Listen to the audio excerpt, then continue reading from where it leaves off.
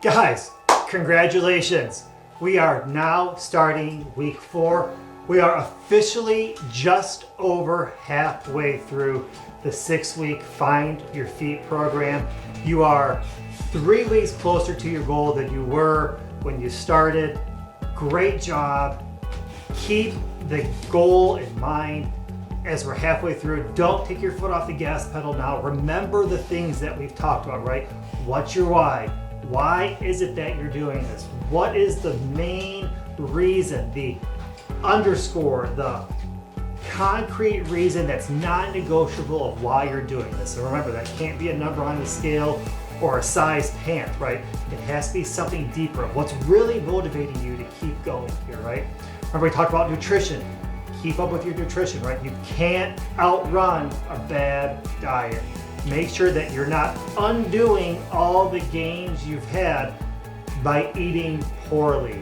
If there's anything that's most important to this, besides the what's your why, besides the right motivation, is making sure that nutrition is top of mind, and that we're sticking to that as best as we possibly can. All right, keep up with your workouts. Remember, like last week we talked about the workouts and the sticking with the HIIT workouts and pushing ourselves just a little bit further than we did the week before. Make your goal being of when you want to quit, of thinking, okay, I quit at the 2-minute mark last time where I took a little break. Now I'm going to quit at the 3-minute mark and take a little break. I'm going to take a little break at the 5-minute mark or whatever. Just push yourself a little bit further, right? Maybe there's a certain exercise that's starting to feel a little bit easier now. All right, now switch out of the modified and do it the regular version, or push it a little bit harder. Go faster.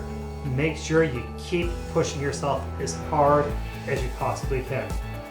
Today, we're going to talk a little bit about community and the absolute vital importance that community is to this entire journey. In short, guys, we cannot do this alone.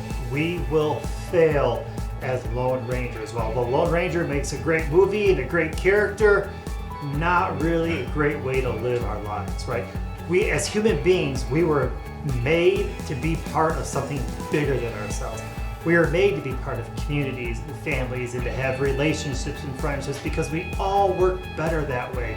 There are certain strengths that you have that are weaknesses of mine and vice versa. And because of that, when we're together, we're better, right? So we are better, we are stronger, we are healthier together. We need to be part of communities as we go through this journey together. That's why I've encouraged you guys for a couple weeks now is, hey, reach out to me. Like if you don't have a community or someone that you feel comfortable talking to, reach out to me. My email address is all over the place. Feel free to reach out. In case you don't have it, it is guild100@gmail.com. Reach out to me and we can talk. I just want you to be successful and you getting to where you want to be. So my question for you is this: who is in your student section? Let me explain. Now, I don't know about you guys, but I love college sports. I love college football. I love college basketball. College sports, to me, are far better than professional sports because these kids are playing to get to the pros, right? There's no contracts. There's no guarantees for them. All they have is the game they're playing right then. Now, in college basketball specifically, there's this thing called a student section, right?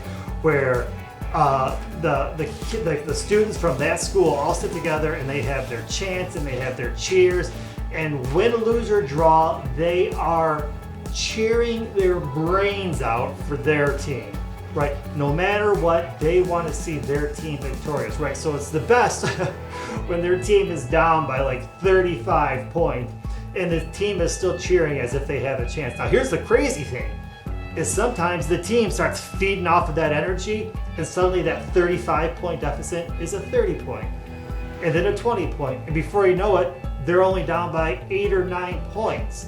And that student section has cheered them on, and that student section continues to cheer just as loud as when they were down by 30, 40 points. Right? That's why I love watching the student section, right? I love when the team is shooting the free throws, how that's absolutely silent. And then when the other team is shooting free throws, they're like going nuts and going crazy and waving their hands to try to distract them, right? The student section is 100% on board with their team. So So let me go back and ask you the same question I had before. Who's in your student section? Who's in your community that's cheering for you, win, lose, or draw? Whether you're down by 35 or you're up by 35, who are the people that you go to who are rooting you on, who are saying, you got this, you can do this, you're not too far behind, you're not too far gone, keep going, I believe in you. Who is that for you? Now maybe you haven't thought through this before and you look around and you think, I really don't have anybody. Then it's going to be super important for you to find those people, the ones who are with you no matter what. Community is going to be the biggest, most important part of this whole process, because it's going to be us linking arms together and going forward. So think about this. Whether it be in a Facebook community or even on this YouTube page here, leave comments, write your struggles, be vulnerable. I know that it's a public site where people can see. Guess what? Who cares? Right? Who cares? Be you and share and be willing to help other people and work through issues. What you'll find is that there's no issue you're dealing with that someone else hasn't already dealt with and probably already figured out a way to get better at or to conquer. In the same way, you might be able to help somebody else, but if no one shares, we don't know. So be active, be engaged in this community. For me, guys, my community was my family. Now, my community was deeper and wider than that, but at a very core level, my community not only was, but is my family. My wife was there cheering me on. So when I weighed 330 pounds, my wife loved me the exact same amount that she loves me today. And that was super helpful for me. She was the one who was cheering me on, making sure that I stuck with the nutritional plans.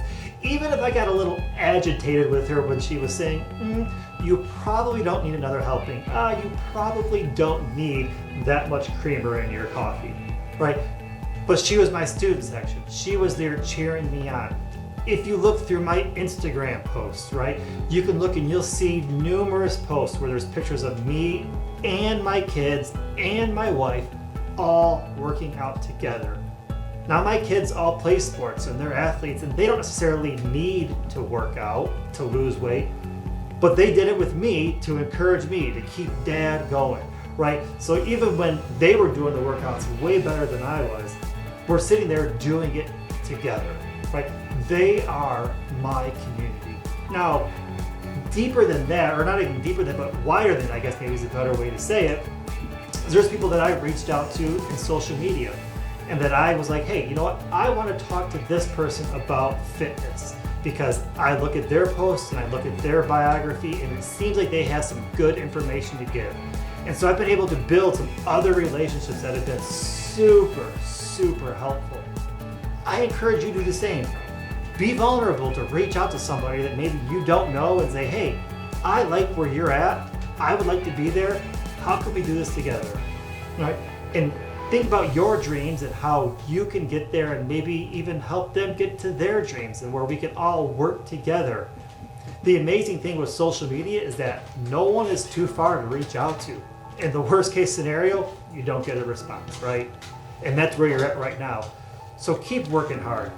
Keep reaching out to people and keep further defining who and what your community is, right? Maybe it's your wife or your husband or your boyfriend or your girlfriend. Maybe it's your kids, right? Maybe your community can be tied back to your why, of why you're even doing this, right? That can be super powerful and extremely motivational to keep going when the times are getting tough and when you don't feel like it. The bottom line is keep looking for your community and keep building that community, making it stronger and stronger and stronger. Guys, we're halfway home. And what's going to get us the other half is the people that we're with. I've heard it said before is that we can get far fast when we're alone, but we'll get further maybe a little bit slower when we're together, right? So yeah, we might be able to go far fast alone, but we're going to get further, and it might take a little more time together. we don't necessarily want to go far fast. We want to go as far as we can. We want to go further together. Because as I mentioned before, guys, we are all stronger, we're healthier, and we're better together. Keep going, guys. You're doing amazing.